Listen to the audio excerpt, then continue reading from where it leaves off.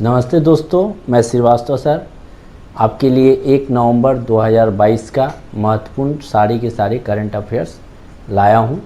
साथ ही साथ इसके साथ लिंक जीके भी आपको मिलेगी जो आने वाले कॉम्पिटिटिव एग्ज़ाम्स के लिए भी काफ़ी महत्वपूर्ण है। तो आप अवश्य सारे प्रश्न को पढ़िए, याद कीजिए और लिंक जीके को भी ज़रूर पढ़िएगा। पहला क्वेश्चन है दोस्तों, सुल्तान जौहर कप 2022 किस देश ने टूर्नामेंट जीता? तो ये भारत ने जीता। भारतीय जूनियर पुरुष हॉकी टीम ने 29 अक्टूबर 2022 को मलेशिया के जोहोर बाहरू में तमन दया हॉकी स्टेडियम में खेले गए फाइनल मैच में ऑस्ट्रेलिया टीम को पेनल्टी शूट आउट में हराकर अपना तीसरा सुल्तान जौहर कप खिताब को जीता।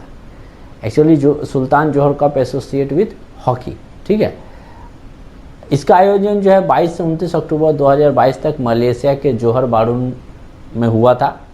भारत ने इस जीत के साथ ग्रेट ब्रिटेन के 3 बार खिताब जीतने के रिकॉर्ड की बराबरी कर लिया है। जौहर कप का सुल्तान मलेशिया में आयोजित 21 पुरुषों की टीम का अंतर्राष्ट्रीय हॉकी टूर्नामेंट है। 2022 संस्करण टूर्नामेंट जो है 10वां संस्करण है। भारत और ग्रेट ब्रिटेन ने इसे 3 बार जीता है। तो इससे कुछ महत्वपूर्ण जानकारी थी।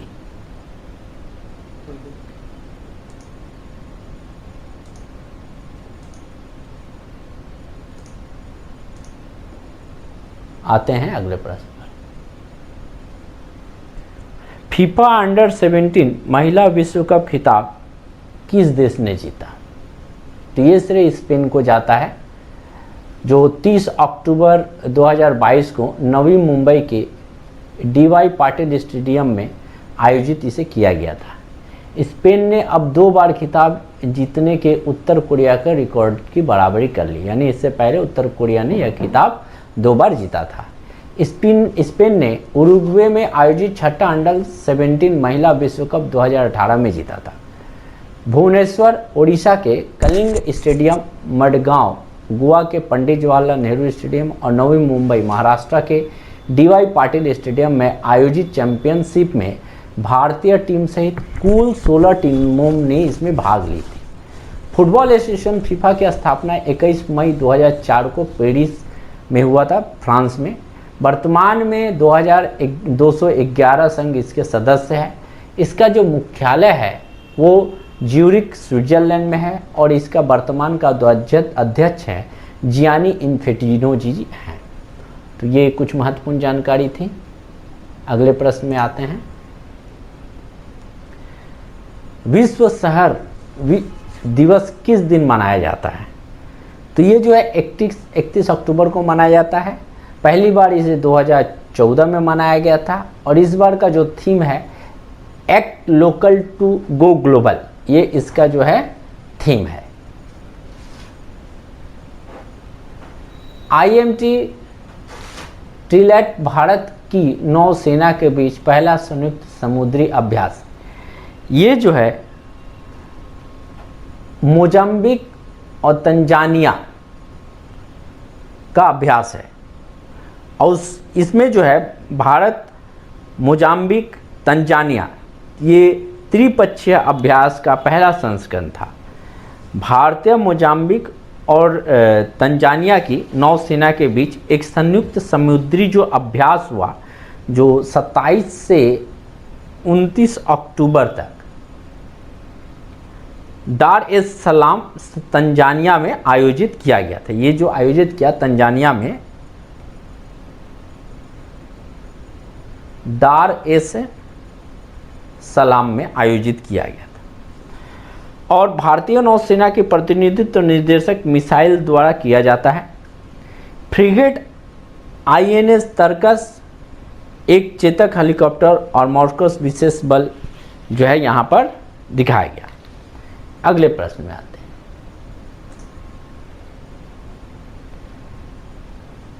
किस पहल के लिए केंद्रीय शिक्षा मंत्री धर्मेंद्र प्रधान ने अक्टूबर 2022 में फीफा और अखिल भारतीय फुटबॉल महासंघ IAIFF के साथ एक समझौता ज्ञापन पर हस्ताक्षर किया?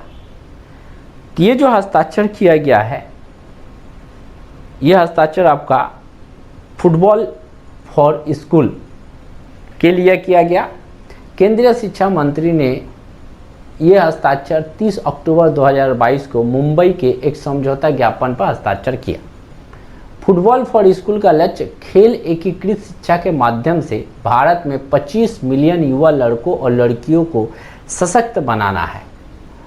थोड़ा सा अखिल भारतीय फुटबॉल महासंघ के बारे में जान लेते हैं। इसकी स्थापना 23 जून 1937 में हुई। इसका मुख्यालय द्वारका दिल्ली में है। AFC का संबद्धता है 1954 में। ACFF का संबद्धता 1957 में। फीफा एसोसिएशन फुटबॉल, बीच फुटबॉल और फुटसल का एक अंतर्राष्ट्रीय शासी निकाय है। इसकी स्थापना 1904 में Belgium, Denmark, France, Germany, Netherland, Spain, Sweden और स्विट्जरलैंड के राष्ट्रीय संघों के बीच अंतर्राष्ट्रीय प्रतिस्पर्धा को देखरेख के लिए की गई थी। अगले प्रश्न में आते हैं। निम्नलिखित में से किस राज्य ने महिलाओं के लिए सुरक्षित और स्वच्छ स्थलों को सुनिश्चित करने के लिए महिला अनुकूल पर्यटन यानी वुमेन फ्रेंडली टूरिज्म परियोजना शुरू किया? तो ये जो है केरला राज्य ने चालू किया है। UGC ने किस दिन को भारतीय भाषा दिवस के रूप में मनाने का ऐलान किया? तो 11 नवंबर को यह ऐलान जो है किया गया। विश्वविद्यालय अनुदान आयोग का स्थापना 1948 में डॉक्टर S राधाकृष्णन की अध्यक्षता में स्थापित विश्वविद्यालय शिक्षा आयोग की सिफारिश पर की गई थी। UGC का औपचारिक उद्घाटन 28 दिसंबर 1953 को तत्कालीन शिक्षा, प्राकृतिक संसाधन और वैज्ञानिक संसाधन मंत्री स्वर्गीय श्री मौलाना अबुल कलाम आज़ाद द्वारा किया गया था। हालांकि UGC की औपचारिक रूप से नवंबर 1956 में संसद के एक अधिनियम के माध्यम से भारत सरकार के एक वैधानिक निकाय के रूप में स्थापित किया गया। UGC का मुख्यालय जो है दिल्ली में है। UGC 6 क्षेत्रीय केंद्र पूना, हैदराबाद, कोलकाता, भोपाल, गुवाहाटी और बेंगलोर में है। इसके जो वर्तमान अध्यक्ष है प्रोफेसर M जगदीश कुमार जी जो है हैं। तो UGC की भी जानकारी यहाँ पर मिल गई आपको। अगला प्रश्न में आते हैं कि लुइस इनासियो लूला डा सिल्वा किस देश के राष्ट्रपति हैं? तो ये ब्राज़ील के राष्ट्रपति हैं। वर्कर पार्टी के वामपंथी नेता हैं और इन्हें हाल ही में राष्ट्रपति चुना गया ब्राज़ील का। 30 अक्टूबर 2022 को ब्राज़ील के 39वें राष्ट्रपति चुने गए हैं। 2022 के ब्राज़ील आम चुनाव में 50.9% इनको वैलिड वोट मिला और इन्होंने जे बोल्सोनारो को हराया। 37 वर्षीय लूला 1 जनवरी 2023 को 4 साल के कार्यकाल के लिए अपने पद की शपथ ली। राष्ट्रीय एकता दिवस कब मनाया जाता है? तो राष्ट्रीय एकता दिवस जो है 31 अक्टूबर को मनाया जाता है।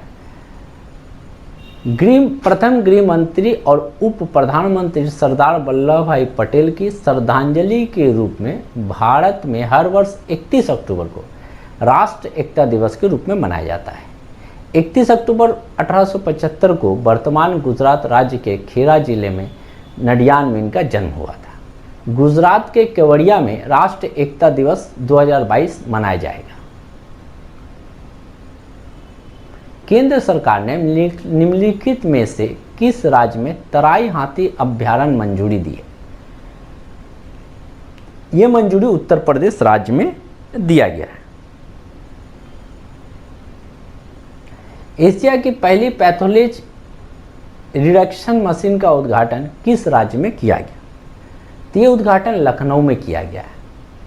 लखनऊ के मुख्यमंत्री योगी आदित्यनाथ ने उत्तर प्रदेश के मुख्यमंत्री योगी आदित्यनाथ जी हैं, जिन्होंने लखनऊ के किंग जॉर्ज मेडिकल यूनिवर्सिटी में एशिया की पहली पैथोजन रिडक्शन मशीन का उद्घाटन किया।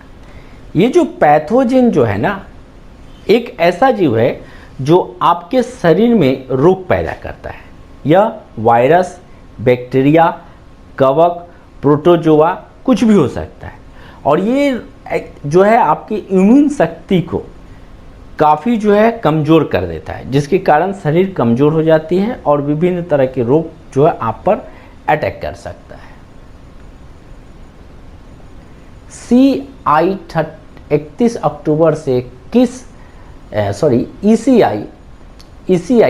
अक्टूबर से किस शहर में चुनाव प्रबंधन निकायों के 2 दिवसीय अंतर्राष्ट्रीय सम्मेलन की मेजबानी कर रहा है? Election commission of India. तो इलेक्शन ECI जो है नई दिल्ली में ये करने जा रहा है और ये 31 अक्टूबर से 1 नवंबर तक, 31 अक्टूबर एंड 1 नवंबर तक ये चलेगा ECI।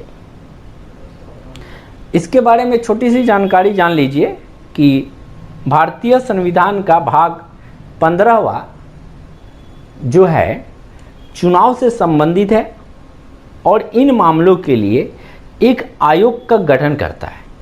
चुनाव आयोग की जो स्थापना हुई, ECI election commission of India की स्थापना 25 जनवरी 1950 में इसकी स्थापना की गई।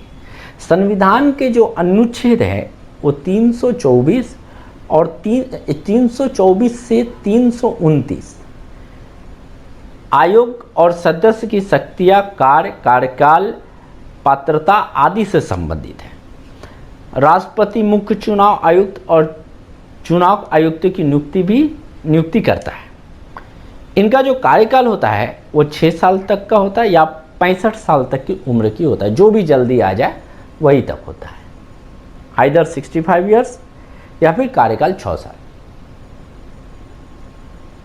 2022 में नौसेना कमांडरों के सम्मेलन का दूसरा चरण 31 अक्टूबर 2022 को कहाँ शुरू हुआ? तो ये जो है नई दिल्ली में शुरू हुआ है और ये सम्मेलन जो है 31 अक्टूबर से 3 नवंबर तक नई दिल्ली में चलेगा। और रक्षा मंत्री राजनाथ सिंह जो है 4 दिवसीय सम्मेलन के दौरान नौसेना कमांडरों को संबोधित करेंगे और उनसे बातचीत करेंगे। निपोन गोस्वामी का 80 वर्ष की आयु में निधन हो गया। एक्चुअली में वो एक एक्टर थे, असीम गोस्वामी। 80 वर्ष की उम्र में उनका निधन हो गया। गोस्वामी ने अपने अभिनय करियर की शुरुआती जो है असमिया फिल्म से की थी, संग्राम जिसका नाम था। मुख्य अभिनेता के रूप में थे। उन्होंने 50 से अधिक असमिया फिल्म और 7 हिंदी फिल्में भी अभिनय किया। उनकी आखिरी असमिया फिल्म रजनी बर्मन का लंका कांड था, उनका आखिरी मूवी था। तो दोस्तों ये रहा कुछ महत्वपूर्ण करंट अफेयर्स, साथ ही साथ कुछ महत्वपूर्ण बातें इससे संबंधित। दोस्तों आपको जानकारी दे दें कि बहुत सारी वैकेंसीज निकल चुकी है, बहुत सारी नौकरियां आने वाली है, राज्य सरकार बोली या फिर केंद्र सरकार में। अच्छी तरह से आप लोग तैयारी कीजिए, मेरे जीको को पढ़िए, फॉलो कीजिए, लाइक कीजिए, सब्सक्राइब कीजिए और कोशिश कीजिए जितना जल्दी हो सके कंपटीशन को फेस करके जॉब पा लिया जाए। अगर जॉब नहीं है तो लाइफ थोड़ा कठिनाई से गुजरेगा, इसलिए job is very important. Thank you दोस्तों।